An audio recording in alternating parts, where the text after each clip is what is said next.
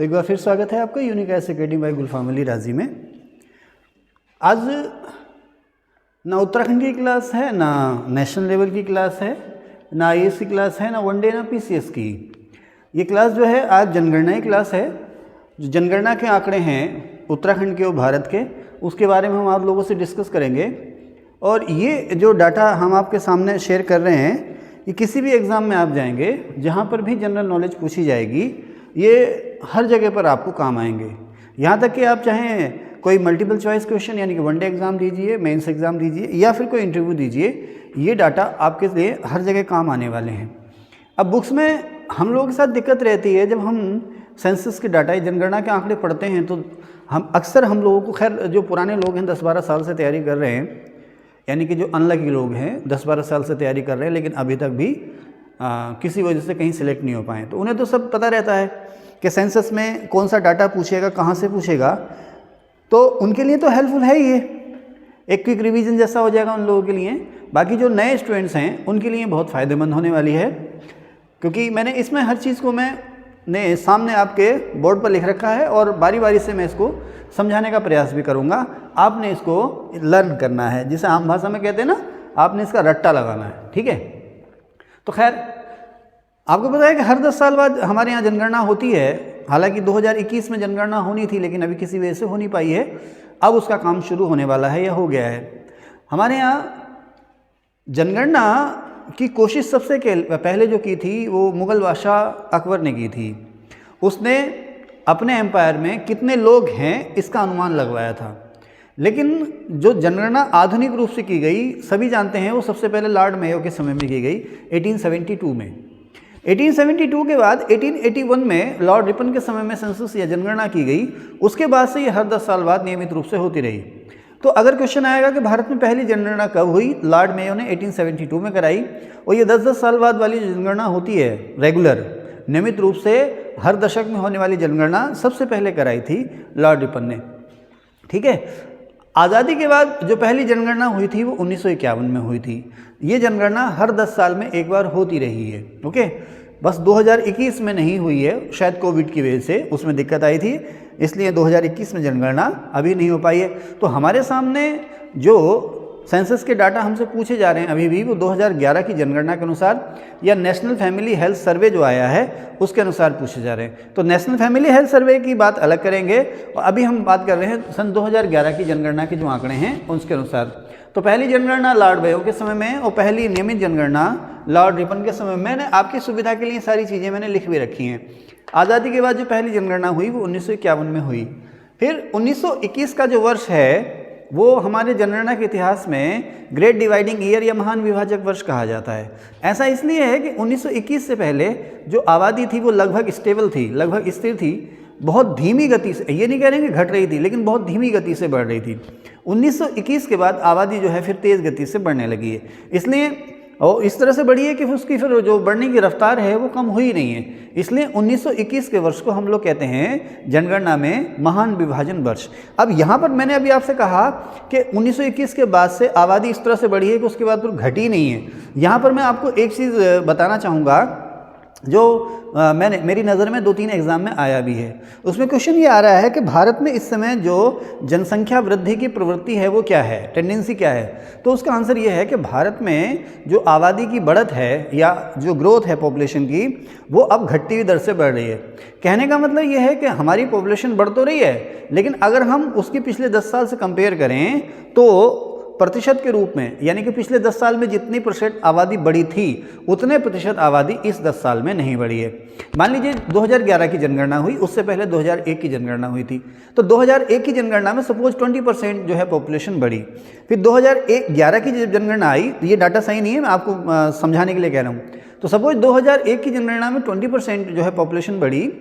2011 की जनगणना हुई, उसमें भी पॉपुलेशन बढ़ी, लेकिन वो 20% ना बढ़ करके अब बढ़ी है 18 या 19%।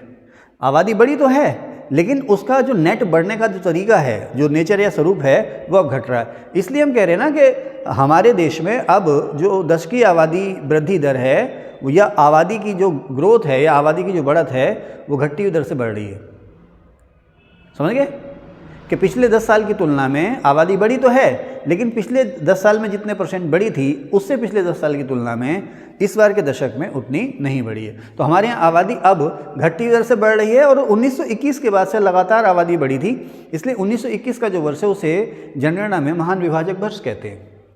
खैर, अब यहीं पर आपसे पूछेगा कि जनसंख्या विस्फोट कब हुआ हमारे यहाँ।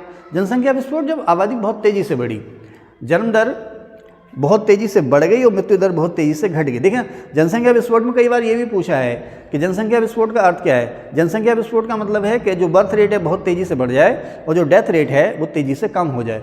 तो 1950 से लेकर के 1980 तक का जो समय था, 60, 70 और 80 का जो दशक था, 50, 60 और 70 का जो दशक था, उसमें जो बर्थ रेट थी वो तेज़ी से बढ़ी और डेथ रेट तेज़ी से कम हुई, इसलिए आबादी बहुत तेज़ी से बढ़ी। इसी को हम अपने जनगणना इतिहास में कहते हैं पॉपुलेशन बर्स्ट या जनसंख्या विस्फोट। ठीक है, अब उसमें एक चीज़ और आएगा, जैसे हर 10 साल की आबादी की गणना हो रही है, हर 10 साल बाद में जनगणना होती है। तो ये 1961 से 71, 61 से 71 का जो डिकेड था, 1961 से 71 का दशक, जिसकी काउंटिंग हुई 1971 में। तो 1961 से 71 के दशक में और 1971 की जनगणना में हमारे यहाँ जो दशकीय वृद्धि दर थी वो सबसे ज़्यादा रही थी। इसे इंग्लिश में कहेंगे डिकेड ग्रोथ रेट। देखिए, दशकीय वृद्धि दर का मतलब क्या हुआ, जैसे 2011 में जब जनगणना हुई तो ये जो जनगणना थी 10 साल के लिए थी, 2001 से 2011 तक, यानी 2001 से 2011 तक के जो 10 साल थे उसकी ड्यूरेशन के लिए जो पॉपुलेशन की काउंटिंग हुई थी। तो इसको कहते हैं एक दशक की गणना। अब दशकीय वृद्धि दर का मतलब 10 साल में आबादी कितनी बढ़ी है, चाहे आप लिंगानुपात की बात करें, चाहे आप शहरीकरण की बात करें, चाहे आप आबादी की बात करें, जब भी वो डिकेड ग्रोथ रेट या डिक्रीज रेट की बात कहेगा या एक दशक में कितनी कमी आई है, इसका मतलब वो 10 साल की बात कर रहा है। समझ रहे ना। तो हमारे यहाँ एक दशक में या 10 साल में किस बार आबादी की जो ग्रोथ थी वो सबसे ज़्यादा रही। तो अगर मैं कुल आबादी की बढ़त की बात करूं, कुल आबादी की बढ़त की बात करूं, तो ये 2011 की गणना और 2001 और 2011 के दशक में। और अगर मैं प्रतिशत की बात करूं तो ये 61 से 71 के दशक में, और यहाँ पर मैंने शायद लिखा नहीं है या मैं लिखना भूल गया हूँ,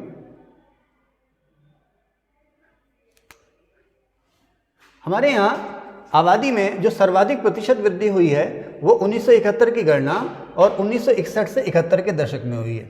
अगर हम परसेंटेज की बात करें तो परसेंटेज की बात करें, एक दशक में कितने परसेंट आबादी बढ़ी, इसकी अगर हम बात करें तो 1961 से 1971 के दशक में या 1971 की जनगणना में आबादी में जो 10 साल की जो वृद्धि हुई है वो सबसे ज़्यादा हुई है 1971 की जनगणना में और 61 से 71 के दशक में। लेकिन अगर हम टोटल ग्रोथ की बात करें या कुल वृद्धि की बात करें तो जो कुल वृद्धि हुई है वो हुई है 2011 की जनगणना में और 2001 से 2011 के दशक में।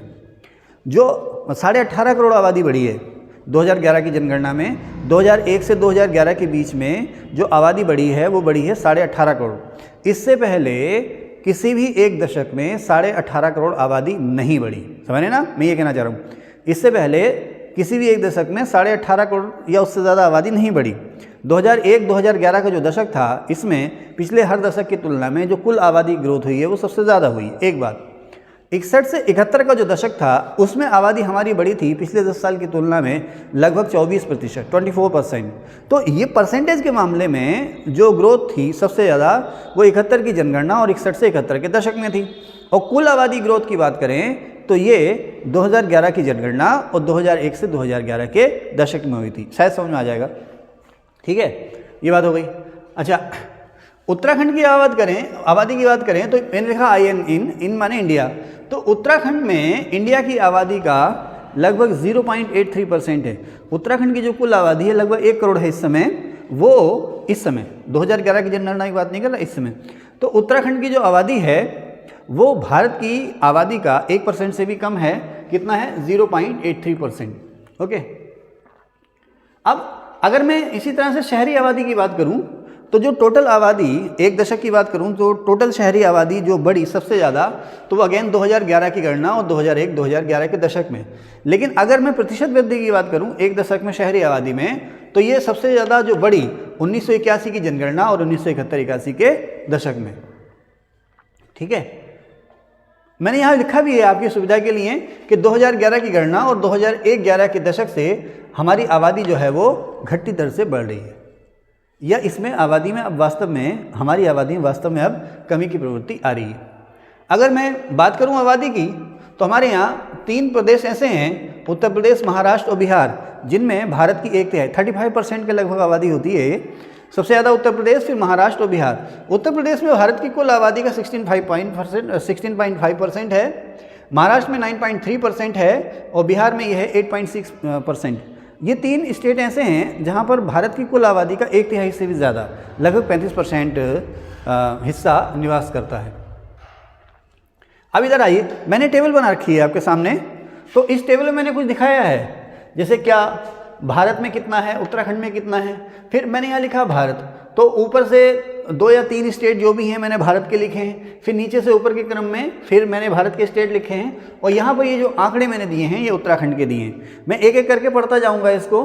कुल आबादी भारत की है 1,21,5,69,573। ये डाटा आपको याद होना चाहिए। उत्तराखंड की आबादी है 1,86,292। 1,86,292 उत्तराखंड की आबादी है 2011 की जनगणना के अनुसार। नगरीकरण का मतलब ये है कि आपकी कुल आबादी में कितने प्रतिशत, ध्यान रखना, कितने प्रतिशत आबादी शहरों में निवास करती है। अगर आपसे कोई पूछे ना रेट ऑफ अर्बनाइजेशन या नगरीकरण की दर, तो नगरीकरण का दर का मतलब ये है कि आपकी कुल आबादी का, चाहे वो स्टेट का पूछे, डिस्ट्रिक्ट का पूछे या पूरे देश का पूछे, आपकी कुल आबादी का कितने % हिस्सा जो है शहरों में निवास करता है। तो उत्तराखंड की अगर बात करें तो उत्तराखंड में नगरीकरण का जो स्तर है वो 30.23%, यानी कि उत्तराखंड की 30.23% आबादी जो शहरों में रहती है। भारत में इससे थोड़ी सी ज़्यादा है, भारत की 31.1%, यहाँ लिखा है मैंने 31.1% आबादी जो है शहरों में रहती है। यानी कि भारत में नगरीकरण की जो दर है वो 31.1% है और उत्तराखंड में नगरीकरण की दर है 30.23%। ठीक है ना, ओके। अब दशकीय वृद्धि दर देखिए, अभी जो बार बार उसकी बात कर रहे थे, यानी कि एक दशक में हमारे यहाँ कितने प्रतिशत आबादी बढ़ी है। पिछले एक दशक की तुलना में इस एक दशक में हमारे यहाँ कितने प्रतिशत आबादी बढ़ी है या आबादी घटी है।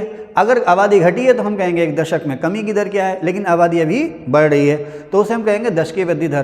तो देखिए, अभी मैंने कहा था ना 61 से 71 के दशक में हमारे यहाँ जो कुल आबादी बढ़ी थी वो 24% के करीब बढ़ी थी, लेकिन अब यहाँ तक आते आते 11 की जनगणना में सन 2001-11 के दशक में जो कुल दशकीय वृद्धि दर रही है वो 17.7% रही है भारत की, और उत्तराखंड की रही है 18.81%। इसका मतलब ये है कि उत्तराखंड की जो आबादी भारत की आबादी की तुलना में ज़्यादा बढ़ रही है। तेज़ी से तो नहीं कह सकते क्योंकि लगभग 1% का अंतर है, लेकिन फिर भी उत्तराखंड की आबादी जो है राष्ट्रीय औसत से ज़्यादा बढ़ रही है। तो भारत की दशकीय वृद्धि दर 17.7% है, उत्तराखंड की 18.81% है। यहाँ पर ब्रैकेट में लिखा है -3.84%।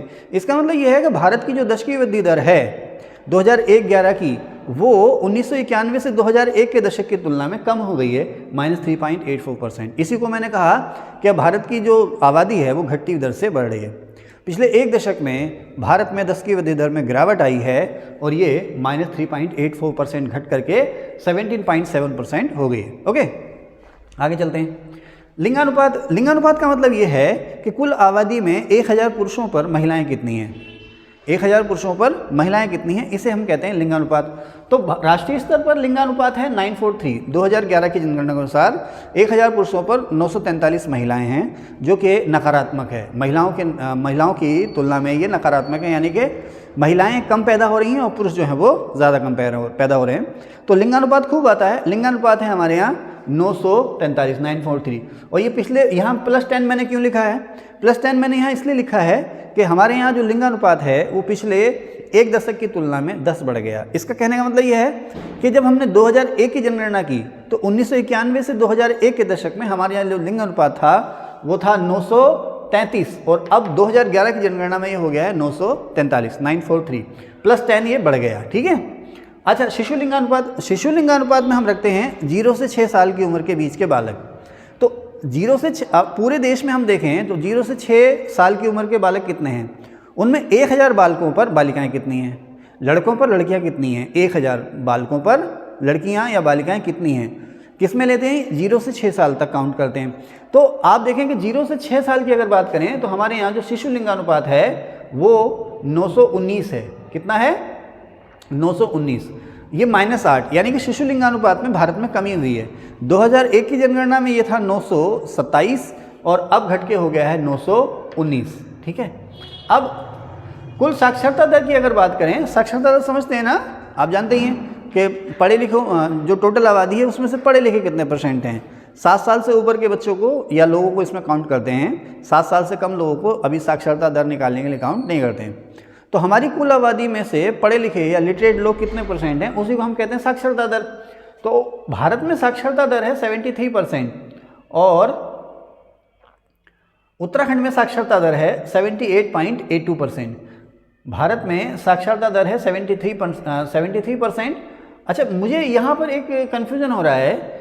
शिशु लिंगानुपात जो कि मैंने भारत का 919 लिखा है, उत्तराखंड का 890 लिखा है। मुझे यहाँ थोड़ा सा कन्फ्यूजन हो रहा है, ये मैं आपको फिर से थोड़ा सा देख के इसको बताऊँगा।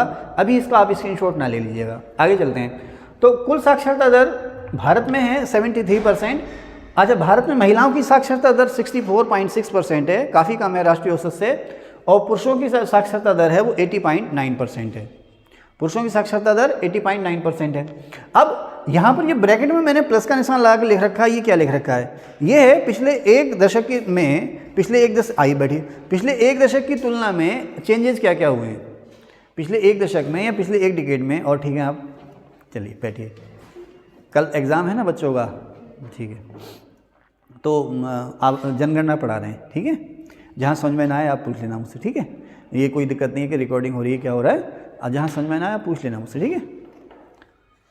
तो पिछले हमारे यहाँ जो साक्षरता की अगर हम बात करें तो साक्षरता 2011 की जनगणना की हम बात कर रहे हैं। तो 2011 में जो साक्षरता दर थी, साक्षरता दर समझ रहे हैं ना, पढ़े लिखे कुल आबादी में पढ़े लिखे कितने प्रतिशत है। तो साक्षरता दर है हमारे यहाँ 73%। अच्छा, कुल महिलाओं में से पढ़ी लिखी महिलाएं कितने % हैं, तो उसे हम कह देंगे महिला साक्षरता दर। कुल आबादी में से कुल पुरुषों में से, कुल पुरुष आबादी में से पुरुष कितने % पढ़े लिखे हैं, तो उसे हम कह देंगे पुरुष साक्षरता दर। तो हमारे यहाँ कुल साक्षरता दर है 73%, इसमें महिला साक्षरता दर है 64.6% और पुरुष साक्षरता दर है 80.9%। ठीक है, पुरुष साक्षरता 80.9%। ठीक है। अब ये जो मैंने ब्रैकेट में लिख रखा है, ये मैं ये बता रहा हूँ आपको कि ये तो 2011 की जनगणना के आंकड़े हैं। 2001 की तुलना में हमारे यहाँ साक्षरता बढ़ी है 8.2%, महिला साक्षरता बढ़ी है 10.93% और पुरुष साक्षरता बढ़ी है 5.64%। ठीक है ना, कि एक दशक में कुल साक्षरता में 8.2% की वृद्धि हुई, महिला साक्षरता में 10.93% की वृद्धि हुई और पुरुष साक्षरता में वृद्धि हुई 5.64% की। ठीक है, ओके, आगे चलते हैं।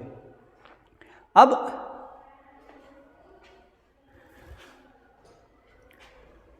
उत्तराखंड की जो कुल साक्षरता है 2011 की जनगणना के मुताबिक 78.82%। इसमें महिला साक्षरता दर है 70% और पुरुष साक्षरता दर है 87.40%। महिला साक्षरता 70% और पुरुष साक्षरता दर जो है वो 87.4% उत्तराखंड की। आगे चलते हैं। अगर हम एससी आबादी के प्रतिशत की बात करें तो भारत में एससी आबादी का प्रतिशत जो है सबसे ज़्यादा किस स्टेट में पता है? पंजाब में। भारत में अनुसूचित जाति के आबादी के प्रतिशत की बात करें तो ये प्रतिशत सबसे ज़्यादा है पंजाब में।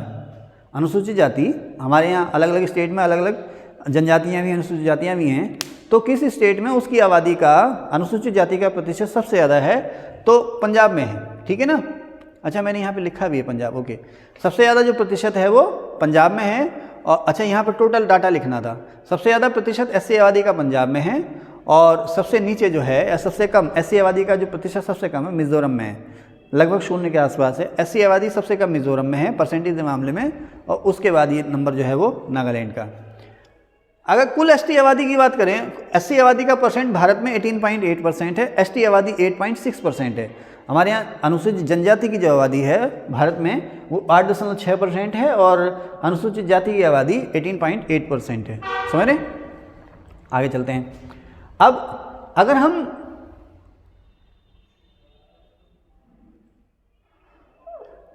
उत्तराखंड की बात करें तो उत्तराखंड में एसटी आबादी का प्रतिशत है 2.9।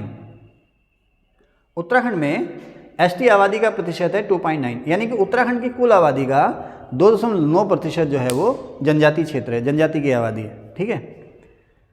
अब अगर हम एरिया की बात करें तो भारत का जो एरिया है वो विश्व के एरिया का मात्र 2.4% है। भारत का जो एरिया है वो विश्व के एरिया का मात्र 2.4% है। और अगर हम रैंक की बात करें तो भारत जो है 7वां सबसे बड़ा देश है। आपको पता होगा सबसे बड़ा एरिया के मामले में सबसे बड़ा देश रूस है ना। सबसे बड़ा देश कौन सा एरिया के मामले में? रूस है। तो एरिया के मामले में भारत जो है 7वां सबसे बड़ा देश है। ठीक है, आगे चलते हैं। भारत का जो जनघनत्व है, उत्तराखंड का जो जनघनत्व है वो है 189। जनघनत्व समझते हैं कि 1 स्क्वायर किलोमीटर, 1 वर्ग किलोमीटर के दायरे में कितने लोग रहते हैं, 1 वर्ग किलोमीटर में कितने लोग रहते हैं, उसे हम कहते हैं जनघनत्व। तो उत्तराखंड का जो जनघनत्व है वो 189 या 189 है। ठीक है ना। अगर हम ग्रामीण आबादी की बात करें तो उत्तराखंड में ग्रामीण आबादी का जो प्रतिशत है 69.77% है। यही है ना। शहरी आबादी का परसेंट है 30.23%। तो इसे 100 में से घटाइए तो आ जाएगा आपका 69.77%। तो ये क्या है? उत्तराखंड में ग्रामीण आबादी का प्रतिशत। अच्छा, अब यहाँ पे देखें, मैंने लिखा ऊपर से नीचे। जैसे कुल आबादी है सबसे ज़्यादा उत्तर प्रदेश में, फिर महाराष्ट्र में, फिर बिहार में, उसके बाद पश्चिम बंगाल में। अगर हम आबादी की बात करें तो सबसे ज़्यादा आबादी किस में है? सभी जानते हैं। हमारे किस स्टेट में सबसे ज़्यादा आबादी है? उत्तर प्रदेश में ना। तो उत्तर प्रदेश, फिर महाराष्ट्र, बिहार, और बिहार के बाद पश्चिम बंगाल। ठीक है। और यहाँ पर मैंने लिखा है नगरीकरण, उसके आगे लिखा है ये कुल शहरी आबादी जो है। शहरी आबादी हमारे यहाँ सबसे ज़्यादा महाराष्ट्र में, फिर यूपी और उसके बाद तमिलनाडु में। शहरी आबादी सबसे कम है सिक्किम और उसके बाद अरुणाचल प्रदेश में। अगर हम कुल आबादी की बात करें तो सबसे कम आबादी लक्षद्वीप में है, उसके बाद अन्य केंद्र शासित प्रदेश हैं। अगर केंद्र शासित प्रदेशों की बात करें तो सबसे कम आबादी जो है लक्षद्वीप में है, उसके बाद अन्य केंद्र शासित प्रदेश हैं। उसके बाद नंबर आता है सिक्किम। सिक्किम जो है हमारे यहाँ सबसे कम आबादी वाला राज्य है। सिक्किम के बाद चंडीगढ़, चंडीगढ़ के बाद मिजोरम, मिजोरम के बाद पुदुचेरी, फिर अरुणाचल प्रदेश, गोवा, नागालैंड और मणिपुर। ये छोटी आबादी वाले राज्य हैं भारत के, जिसमें सबसे कम है यूटी लक्षद्वीप, उसके बाद 2-3 यूटी और है, फिर सब स्टेट का नंबर आता है सिक्किम। सबसे कम आबादी वाला स्टेट है सिक्किम, फिर चंडीगढ़, मिजोरम, पुदुचेरी, अरुणाचल प्रदेश, गोवा, नागालैंड और मणिपुर। ओके, ये शहरी आबादी लिखी है। हमारे यहाँ कुल शहरी आबादी सबसे ज़्यादा महाराष्ट्र, फिर यूपी, फिर तमिलनाडु में। कुल शहरी आबादी सबसे कम सिक्किम और उसके बाद अरुणाचल प्रदेश में। अगर हम नगरीकरण की बात करें तो शहरी आबादी का प्रतिशत सबसे ज़्यादा कहाँ है और सबसे कम कहाँ है? शहरी आबादी का प्रतिशत सबसे ज़्यादा है गोवा में। अगर आपसे कोई पूछेगा कि हम भारत का सबसे नगरीकृत राज्य कौन सा है तो गोवा है। गोवा का लगभग 62% एरिया जो है, गोवा की कुल आबादी का 62% कम से कम शहरों में रहता है। तो सबसे ज़्यादा नगरीकृत जो स्टेट है वो गोवा है, उसके बाद मिजोरम, फिर तमिलनाडु, और सबसे कम नगरीकृत स्टेट जो है हिमाचल। इसका कहने का मतलब ये है कि हिमाचल प्रदेश में आबादी शहरों में सबसे कम रहती है, गोवा में शहरों में आबादी सबसे ज़्यादा रहती है। कुल आबादी की बात नहीं कर रहे, स्टेट में जितनी आबादी, जैसे मान लीजिए हमारे यहाँ क्या है, नगरीकरण कितना है 30.23%। इसका मतलब क्या है? उत्तराखंड की कुल आबादी कितनी है? लगभग 1 करोड़। तो 1 करोड़ का लगभग 30 लाख जो है वो शहरों में रहता है। तो इसी तरह से हम कहते हैं राष्ट्रीय स्तर पर नगरीकरण। तो सबसे ज़्यादा जो दर है नगरीकरण की वो गोवा में है। गोवा की लगभग 62% आबादी शहरों में रहती है और हिमाचल की लगभग 10% आबादी शहरों में रहती है। तो नगरीकरण सबसे ज़्यादा गोवा, फिर मिजोरम, किधर गया नगरीकरण? सबसे ज़्यादा गोवा, मिजोरम, उसके बाद तमिलनाडु, और सबसे कम नगरीकरण जो है हिमाचल प्रदेश और उसके बाद बिहार। ठीक है, आगे चलते हैं। 10 की वृद्धि दर सबसे ज़्यादा मेघालय, यानी कि 1 दशक में सबसे ज़्यादा जो आबादी बढ़ी है वो मेघालय में बढ़ी है। परसेंटेज की अगर बात करें तो 10 की वृद्धि दर सबसे ज़्यादा मेघालय, फिर अरुणाचल, फिर बिहार। और अगर केंद्र शासित प्रदेशों की बात करें तो दादरा और दमन, ये दोनों एक हो गए हैं। तो यहाँ पर 1 दशक में आबादी सबसे ज़्यादा बढ़ी है। सबसे कम 10 की वृद्धि दर रही है नागालैंड की। नागालैंड में आबादी बजाय बढ़ने के घट गई है। सवाल आता है कि किस स्टेट की 10 की वृद्धि दर नकारात्मक रही है? तो नागालैंड है। नागालैंड में 1 दशक में -0.6% की वृद्धि हुई है, यानी कि वहाँ पर 0.6% आबादी 1-10 साल में कम हो गई है। तो नागालैंड की 10 की वृद्धि दर सबसे कम है, जो कि नेगेटिव है। उसके बाद केरल, और केरल के बाद गोवा। अगर हम लिंगानुपात की बात करें तो लिंगानुपात माने 1000 पुरुषों पर महिलाएं कितनी हैं? तो लिंगानुपात हमारे देश में सबसे ज़्यादा है केरल में 1084 और पुदुचेरी 1037। तो केवल एक पुदुचेरी केंद्र शासित प्रदेश और एक केरल, यहाँ पर लिंगानुपात जो है महिलाओं के फेवर में है। अन्य सभी स्टेट या यूनियन टेरिटरी में लिंगानुपात जो है वो कम है पुरुषों की तुलना में। तो केरल सबसे ज़्यादा, पुदुचेरी और फिर तमिलनाडु। और यूटी की अगर बात करें तो लिंगानुपात यूटी में सबसे ज़्यादा लक्षद्वीप में है। सबसे कम लिंगानुपात जो है, लिंगानुपात सबसे कम जो है वो दादरा नगर हवेली और दमन दीव ये यूटी हैं, यहाँ पर 650 के आसपास है। उसके बाद चंडीगढ़ के बाद हरियाणा। अगर वो यूटी अगर ये पूछेगा कि भारत में लिंगानुपात सबसे कम कहाँ पर है, उसने ना यूटी कहा ना स्टेट कहा, तो आपका आंसर होगा दादरा, ठीक है ना। उसके बाद चंडीगढ़। अगर पूछेगा राज्य, कौन से राज्य में लिंगानुपात सबसे कम है, तो आपका आंसर होगा हरियाणा के बाद जम्मू कश्मीर, ठीक है ना। हरियाणा के बाद जम्मू कश्मीर, फिर सिक्किम और फिर पंजाब। शिशु लिंगानुपात सबसे ज़्यादा अरुणाचल प्रदेश में है और उसके बाद फिर मिजोरम में। शिशु लिंगानुपात सबसे ज़्यादा अरुणाचल, फिर मिजोरम और मेघालय। मिजोरम मेघालय दोनों में ही 972 है। और यूटी की अगर बात करें तो यूटी में शिशु लिंगानुपात सबसे ज़्यादा अंडमान निकोबार आइलैंड में है, ठीक है। साक्षरता दर हमारे यहाँ सबसे ज़्यादा केरल की है, उसके बाद लक्षद्वीप, केरल, लक्षद्वीप, मिजोरम, गोवा और त्रिपुरा। सबसे कम साक्षरता दर है बिहार, अरुणाचल प्रदेश और राजस्थान की।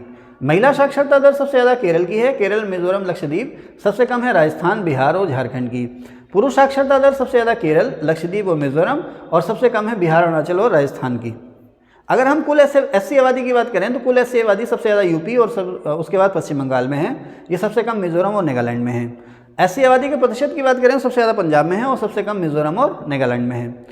कुल एसटी आबादी की बात करें तो जनजाति हमारे यहाँ सबसे ज़्यादा रहती है मध्य प्रदेश में, मध्य प्रदेश, महाराष्ट्र और उड़ीसा। सबसे कम जनजाति रहती है गोवा, उसके बाद सिक्किम में। अगर एसटी आबादी के प्रतिशत की बात करें तो हमारे यहाँ एसटी आबादी का प्रतिशत सबसे ज़्यादा लक्षद्वीप में है, उसके बाद मिजोरम और फिर नागालैंड। लक्षद्वीप, मिजोरम और नागालैंड। और सबसे कम एसटी आबादी का प्रतिशत है उत्तर प्रदेश में। उत्तर प्रदेश में एसटी आबादी का प्रतिशत सबसे कम है, ठीक है ना। आगे चलें। एरिया की अगर बात करें तो एरिया हमारा देश में सबसे ज़्यादा राजस्थान का है। नंबर 1 राजस्थान, नंबर 2 महाराष्ट्र और नंबर 3 यूपी। ये महाराष्ट्र 2 बार लिख दिया मैंने। एरिया सबसे ज़्यादा नंबर 1 राजस्थान का, नंबर 2 महाराष्ट्र और नंबर 3 यूपी का है। और सबसे कम एरिया है गोवा का। हमारे यहाँ सबसे कम एरिया वाला स्टेट है गोवा और सबसे कम आबादी वाला स्टेट है सिक्किम। जनघनत्व मैंने आपको बता दिया 189 है। अच्छा, पिछले एक दशक में साक्षरता दर में वृद्धि हुई है सबसे ज़्यादा बिहार में। और अगर कुल साक्षर लोगों की बात करें, यानी कि साक्षर लोग कितने जुड़े हैं नए, तो वो जुड़े हैं यूपी में। लेकिन अगर प्रतिशत की बात करें तो साक्षरता सबसे ज़्यादा जो बढ़ी है वो बिहार में बढ़ी है। साक्षर लोग सबसे ज़्यादा यूपी में बढ़े हैं। शिशु लिंगानुपात की बात करें तो इसमें सबसे ज़्यादा बढ़ोतरी जो हुई है पंजाब में हुई है और सबसे ज़्यादा कमी जो हुई है वो जम्मू कश्मीर में हुई है। उत्तराखंड में अगर बात करें तो एससी आबादी जो है उसकी साक्षरता दर 74.4% है। और जनजाति में, उत्तराखंड में जनजातियों का लिंगानुपात जो है वो 963 है। उत्तराखंड की जो जनजातियां हैं उनमें लिंगानुपात 963 या 963 है। अगर हम उत्तराखंड की बात करें तो उत्तराखंड में कुल आबादी जो है 1,86,292 है। इसमें अगर जिलों की बात करें तो सबसे ज़्यादा आबादी ऊपर से लेकर नीचे क्रम में हरिद्वार, देहरादून, फिर यूएस नगर, इन तीनों में, ठीक है ना। इन तीनों में हरिद्वार, दून और यूएसएन में टोटल का 52% है। यानी कि उत्तराखंड की जो कुल आबादी है उसका 52% अकेले हरिद्वार, देहरादून और ऊधम सिंह नगर में। सबसे कम आबादी वाले जिले जो हैं नीचे से ऊपर बढ़ते क्रम में, सबसे कम है रुद्रप्रयाग, उसके बाद चंपावत और फिर तीसरे नंबर पर है बागेश्वर, उत्तराखंड की अगर बात करें तो। अब अगर हम उत्तराखंड में नगरीकरण की बात करें और दशकीय वृद्धि दर, उत्तराखंड में अगर हम दशकीय वृद्धि दर की बात करें तो एक दशक में आबादी कहाँ सबसे ज़्यादा बढ़ी है, तो एक दशक में या दशकीय वृद्धि दर उत्तराखंड में सबसे ज़्यादा रही है ऊधम सिंह नगर में, उसके बाद देहरादून में। सबसे ज़्यादा जो दशकीय वृद्धि दर रही उत्तराखंड में सबसे ज़्यादा ऊधम सिंह नगर, फिर देहरादून और हरिद्वार। अच्छा, उत्तराखंड के 2 जिले पौड़ी और अल्मोड़ा ऐसे हैं जहाँ पर आबादी बजाय बढ़ने घटी है। तो पौड़ी में सबसे कम घटी है, उसके बाद अल्मोड़ा में घटी है। तो पौड़ी और अल्मोड़ा उत्तराखंड के 2 ऐसे जिले हैं जहां आबादी बजाय बढ़ने घटी है। यहाँ पर आबादी ग्रोथ रेट जो है वो निगेटिव में रही है। उसके बाद टिहरी, तो सबसे कम वृद्धि पौड़ी में, फिर अल्मोड़ा में और फिर टिहरी में। अच्छा, उसके बाद अगर हम लिंगानुपात की बात करें तो उत्तराखंड में सबसे ज़्यादा लिंगानुपात वाला जिला है अल्मोड़ा।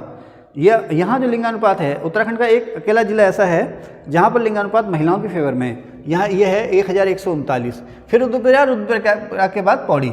अच्छा, उत्तराखंड में सबसे कम लिंगानुपात हरिद्वार में है 880, उसके बाद देहरादून, और देहरादून के बाद ऊधम सिंह नगर में लिंगानुपात सबसे कम। ठीक है ना, सबसे कम हरिद्वार, फिर देहरादून और उसके बाद ऊधम सिंह नगर। शिशु लिंगानुपात की अगर हम बात करें तो शिशु लिंगानुपात हमारे यहाँ उत्तराखंड में सबसे ज़्यादा है अल्मोड़ा में और सबसे कम है पिथौरागढ़ में। शिशु लिंगानुपात उत्तराखंड में सबसे ज़्यादा अल्मोड़ा में और सबसे कम पिथौरागढ़ में।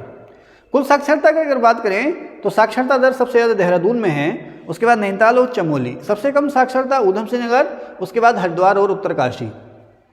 अगर हम महिला साक्षरता दर की बात करें तो महिला साक्षरता दर सबसे ज़्यादा देहरादून में, फिर नैनीताल में, सबसे कम उत्तरकाशी और फिर टिहरी में। अगर हम पुरुष साक्षरता दर की बात करें तो पुरुष साक्षरता दर सबसे ज़्यादा रुद्रप्रयाग में और सबसे कम हरिद्वार में। कुल एससी आबादी की अगर बात करें, एससी आबादी का कुल टोटल एससी आबादी किसी एक जिले में हरिद्वार में सबसे ज़्यादा है, चंपावत में सबसे कम है। और अगर एससी आबादी के प्रतिशत की बात करें कि उस जिले में एससी आबादी का प्रतिशत कितना है, तो एससी आबादी सबसे ज़्यादा बागेश्वर में है प्रतिशत के मामले में, और सबसे कम देहरादून में है। अगर एसटी आबादी की बात की जाए तो एसटी आबादी का जो कुल एसटी आबादी है हमारे यहाँ, वो आपके अपने ज़िले में है ऊधम सिंह नगर में। कुल जनजातीय आबादी सबसे ज़्यादा ऊधम सिंह नगर में है और सबसे कम देहरादून में है। अगर एसटी आबादी के प्रतिशत की बात करें तो एसटी आबादी का प्रतिशत सबसे ज़्यादा ऊधम सिंह नगर में है और सबसे कम ये है टिहरी में। एसटी आबादी का प्रतिशत सबसे ज़्यादा ऊधम सिंह नगर में है और सबसे कम है टिहरी जिले में। अगर हम एरिया की बात करें, एरिया यानी कि क्षेत्रफल, क्षेत्रफल की अगर हम बात करें तो उत्तराखंड में क्षेत्रफल सबसे ज़्यादा किस जिले का है? सबसे ज़्यादा चमोली का है, फिर उत्तरकाशी, फिर पिथौरागढ़, पौड़ी और टिहरी। सबसे कम एरिया जो है चंपावत का, उसके बाद रुद्रप्रयाग, बागेश्वर, हरिद्वार और ऊधम सिंह नगर। चंपावत, रुद्रप्रयाग, बागेश्वर, हरिद्वार और ऊधम सिंह नगर। अगर घनत्व की बात करें, जनघनत्व, तो उत्तराखंड में सबसे ज़्यादा जनघनत्व जो है हरिद्वार में है 801, फिर ऊधम सिंह नगर और देहरादून। सबसे घनत्व कम जो है उत्तरकाशी में 41, फिर चमोली और उसके बाद पिथौरागढ़ में। ठीक है। अच्छा, मिलेनियम सिटी कैसे किसे कहते हैं? जिन शहरों की आबादी 10 लाख या उससे ज़्यादा होती है उसे हम कहते हैं 10 लाखी नगर या मिलेनियम सिटी। तो मिलेनियम सिटी जो हैं, अगर हम भारत की बात करें, भारत में इस समय जो कुल मिलेनियम सिटी यानी कि 10 लाख से ज़्यादा आबादी वाले जो शहर हैं वो 53 हैं। इन 53 शहरों में जो 10 लाख आबादी वाले हैं, भारत की कुल शहरी आबादी का 42.6% मिलेगा। भारत में जो कुल शहरी आबादी है उसका 42.6% मिलेनियम सिटीज़ में है। ठीक है। और ऐसे शहर जिनकी आबादी 50,000 से 99,999 के बीच होती है उन्हें हम कहते हैं वर्ग 1 शहर या क्लास 1 सिटीज़। तो जो कुल शहरी आबादी है उसका 70% जो होता है वो वर्ग 1 सिटीज़ में होता है, क्लास 1 सिटीज़ में। ठीक है, आगे चले।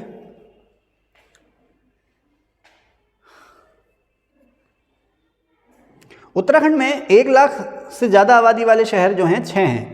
सबसे ज़्यादा आबादी वाला शहर है देहरादून, हरिद्वार, फिर हल्द्वानी प्लस काठगोदाम, दोनों एक साथ लिए गए हैं। देहरादून, हरिद्वार, हल्द्वानी प्लस काठगोदाम, रुद्रपुर, काशीपुर और रुड़की।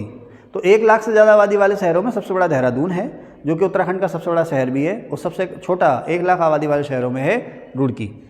10 लाख से ज़्यादा आबादी हमारे यहाँ 3 जिलों में है, हरिद्वार, देहरादून और ऊधम सिंह नगर।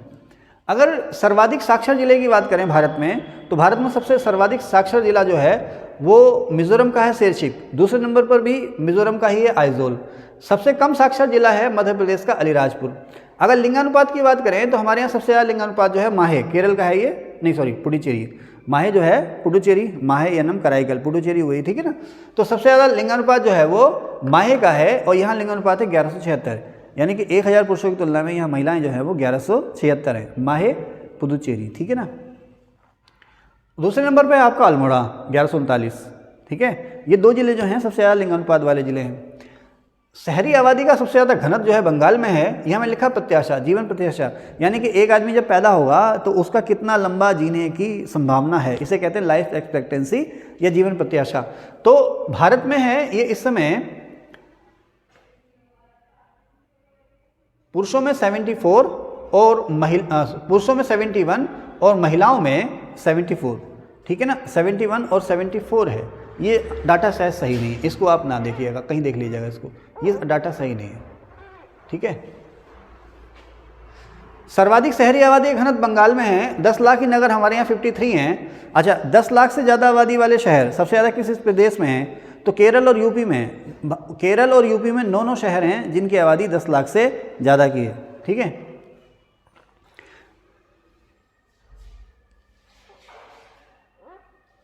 अगर हम शहरों की बात करें तो सबसे ज़्यादा आबादी वाला शहर हमारे यहाँ मुंबई है। मुंबई के बाद दिल्ली, दिल्ली के बाद बेंगलुरु, तीसरे नंबर पर बेंगलुरु आ गया। अब चौथा चेन्नई, पाँचवा कलकत्ता और छठा हैदराबाद। अगर हम जैसे दिल्ली एनसीआर है ना, दिल्ली और गुड़गांव, गाज़ियाबाद और आसपास के जो कस्बे शहर हैं तो इन्हें शहरी संकुल कहते हैं, अर्बन क्लस्टर या शहरी संकुल कहते हैं। तो हमारे यहाँ सबसे बड़ा शहरी क्लस्टर जो है या शहरी संकुल जो है वो दिल्ली एनसीआर है। ठीक है, और विश्व में सबसे बड़ा शहरी संकुल जो है वो टोक्यो योकोहामा है। अगर हम विगत 1 दशक की बात करें तो पुरुष साक्षरता में भारत में 8.17% की वृद्धि हुई है। भारत में कुल साक्षरता में पिछले 1 दशक में 8.17% की, पुरुष साक्षरता में 5.64% की, महिला साक्षरता में 10.93% की वृद्धि हुई है पिछले 1 दशक में। अगर हम साक्षरता गैप की बात करें, यानी कि कुल पुरुष साक्षरता को घटाएं कुल महिला साक्षरता में से, तो उसे हम कहते हैं साक्षरता गैप। तो हमारे यहाँ जो साक्षरता गैप है वो 16.3% का है। हमारे यहाँ जो लिटरेसी गैप या साक्षरता गैप है वो 16.3% का है। अगर हम ये बात करें कि ये गैप जो है मैक्सिमम कहाँ है, साक्षरता दरों में अंतर मैक्सिमम कहाँ है, तो मैक्सिमम राजस्थान में, साक्षरता गैप मैक्सिमम जो है राजस्थान में और सबसे कम मेघालय में। यानी कि राजस्थान में स्त्री और पुरुष के बीच साक्षरता दर का जो अंतर है सबसे ज़्यादा है और ये मेघालय में सबसे कम है।